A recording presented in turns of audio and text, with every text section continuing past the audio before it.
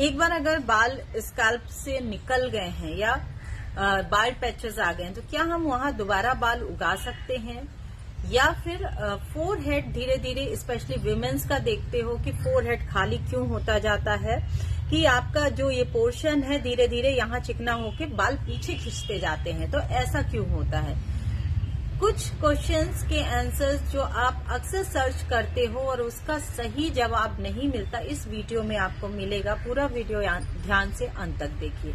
तो बालों के लिए सबसे पहला क्वेश्चन ये है कि जैसे एक बार बाल निकल गए हैं तो हम दोबारा उनको कैसे उगा सकते हैं, क्या चांसेस है? तो 100% में 80% चांसेस हैं कि हम बाल दोबारा उगा सकते हैं। मैटर करता है कि किस रीजन से बाल निकले हैं। सबसे बड़ी बात यह है कि अगर हार्मोनल इम्बैलेंस का प्रॉब्लम है, फिर ऊपर से आप कितना भी बालों की केयर करोगे, कितना भी तेल लगाओगे, थायराइड का प्रॉब्लम है, बाल झड़ने का प्रॉब्लम पहले देखिए कि थायराइड का है।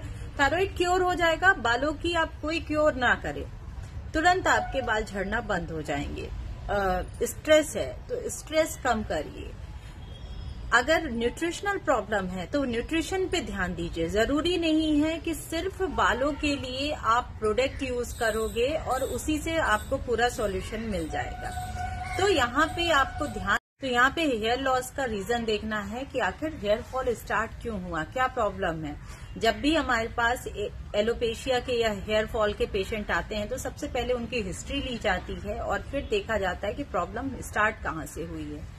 दूसरी बात, जो दूसरा क्वेश्चन था कि फोरहेड अक्सर देखा जाता है विमेन्स में कि धीरे धीरे ये जगह आपकी खाली होती जाती है। तो वो सबसे बड़ा मिस्टेक जो अक्सर लोग करते हैं कि बंधी हुई, अच्छी कसी हुई जब आप चोटी बांधते हो, पीछे पूरे बाल ट्रैक करके, खींच करके पीछे जब आप एक चोटी बांधते हो तो धीरे धीरे वो बाल यहाँ से खींचते जाते हैं और आपके यहाँ ये जगह जो फोरहेड वाली जगह है चिकना होता जाता है, वहां से हेयर लॉस परमानेंट हो जाता है। तो ये काम चाहे बच्चों में हो, कभी भी तेज खींच के पूरे बालों को खींच के चोटी नहीं करनी है। बच्चों के लिए भी, बड़ों के लिए भी ये चीजें ध्यान दें। अब हेयर लॉस का अगर प्रॉब्लम स्टार्ट हो गया है तो हम जब शैम्पू या ऑयल चूज करते हैं उसमें आप शैम्पू में ये चीज बहुत ध्यान से देखेंगे कि कहीं उसमें लॉरियल, सल्फेट, पैराबेन्स या अल्कोहल जैसे केमिकल तो नहीं है। आपका ऑलरेडी हेयर फॉल हो रहा है और इस तरह का शैम्पू यूज करोगे तो वो आपके बालों को रूखा बना देता है। स्पेशली विंटर में हमें इस तरह का शैम्पू यूज नहीं करना है, क्योंकि जब भी हम हेयर फॉल का ट्रीटमेंट देते हैं तो सबसे पहले पेशेंट की हिस्ट्री लेते हुए उसको थायराइड का प्रॉब्लम हुआ है, हार्मोनल इम्बैलेंस का है, उस अकॉर्डिंग मेडिसिन देते हैं। साथ ही साथ हॉट ऑयल मसाज थेरेपी करवाते हैं।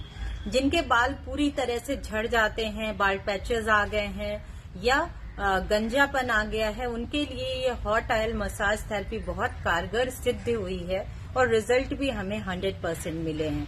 इसमें करना क्या है, एक बाउल में आपको पानी गर्म करके रख लेना है। पानी बहुत तेज गर्म नहीं होना चाहिए। दूसरे बाउल में आप वही मेडिकेटेड ऑयल डालोगे और वो पानी के ऊपर रख लोगे।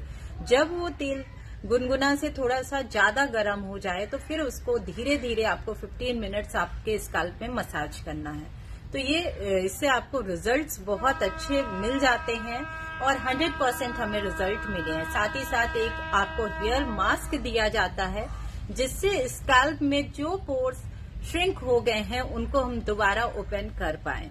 तो किसी तरह का अगर आपको इन्फेक्शन है, डैंड्रफ है या न्यूट्रिशनल प्रॉब्लम है या आपके बाल दो मुहे रफ होने लगे हैं तो यहाँ पे हेयर मास्क का रिजल्ट बहुत अच्छा है।